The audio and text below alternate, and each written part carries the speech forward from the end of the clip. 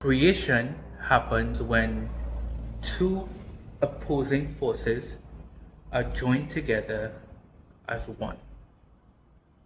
So a man and a woman's bodies come into physical union, and in the process of doing so, their energies unite and merge as one. And as a byproduct and result, life is created. So he would maybe it gives birth to new life naturally as a byproduct. Another example, this idea to create this video and this whole concept and art of creation is just something that came to me. It's just like a download, or it's just energy, it's just a thought.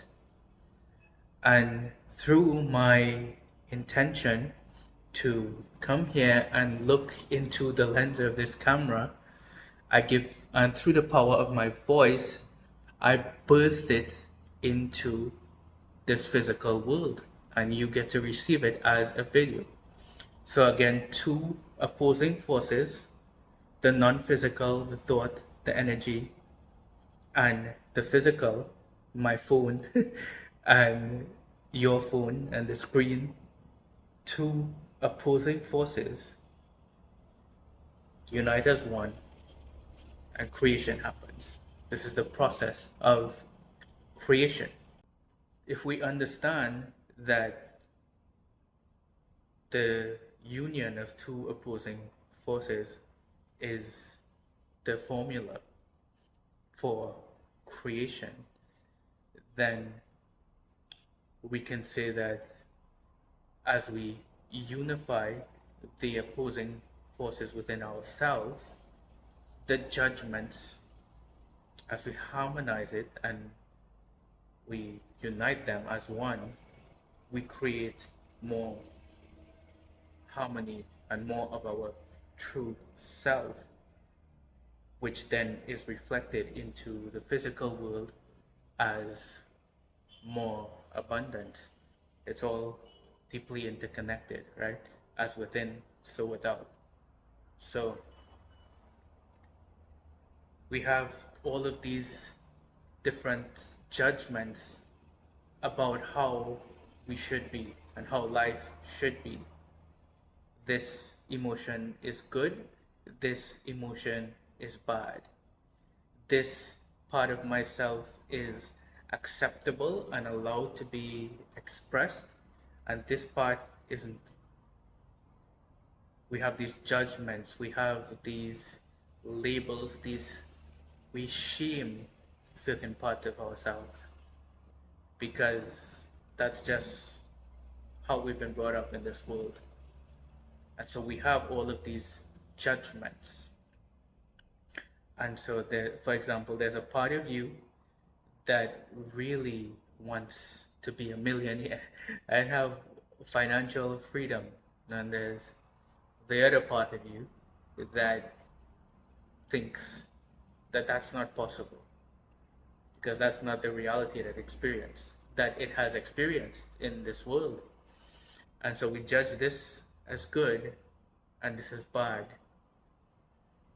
But when we realize that, when we take a step back and we realize that we don't have to let either one of these define us, and that they're actually not us, we are awareness, we are consciousness, we are love, and we can, in any given moment, choose to unite and teach both of these that they're okay and that they're safe.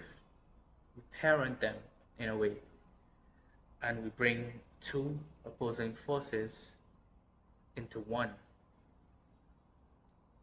But this is an important part of this, is that you don't get to always control the process of creation, right? So when a couple has sex and the woman becomes impregnated, they don't get to control when the baby arrives.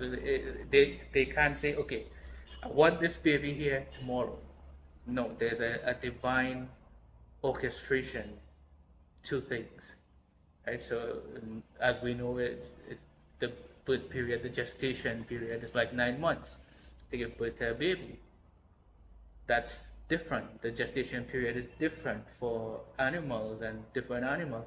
So there's a divine order that governs all of this.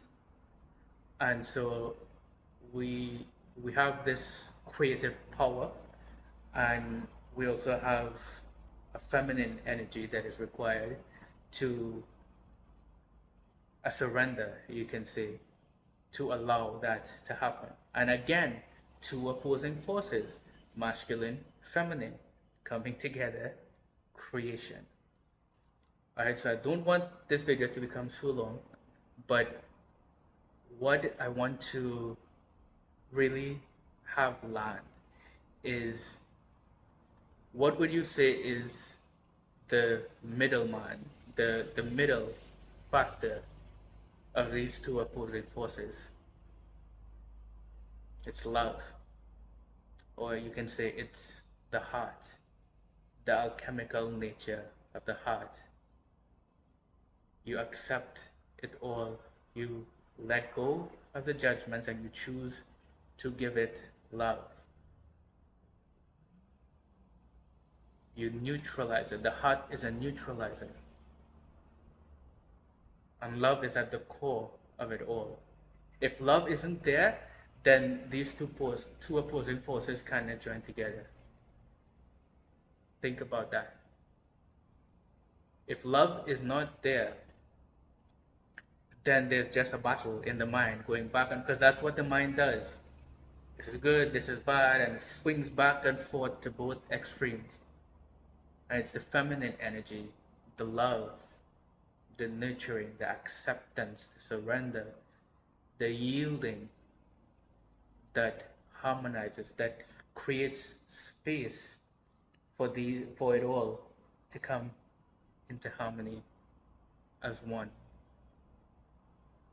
So you can also summarize and say that the more that you open up your heart, and the more that you love every part of yourself, the more you unlearn these illusions of separation and judgments that's been programmed into us. And the more that you let go of your judgments of others, because you realize that as you let go of the judgment within yourself, you realize other people have these same judgments, and that it's all so deeply interconnected, and we're all one. And so you can say that love and this harmonizing factor, this unification, is the key to creation. And the more that you unify, the more that you expand and give love to more of your true self, the more that naturally you can hold more, right? You're not fighting anymore. There's no more fragmentation. You can hold this and you can hold this. And as you expand your ability to hold more through the love that you are, you can also hold more physically. Yeah, you can hold the money, you can hold the amazing divine partnership, you can hold a little stress, you can handle life's challenges better, you can maneuver life with more ease because you don't have these barriers and compartmentalizations in your way anymore.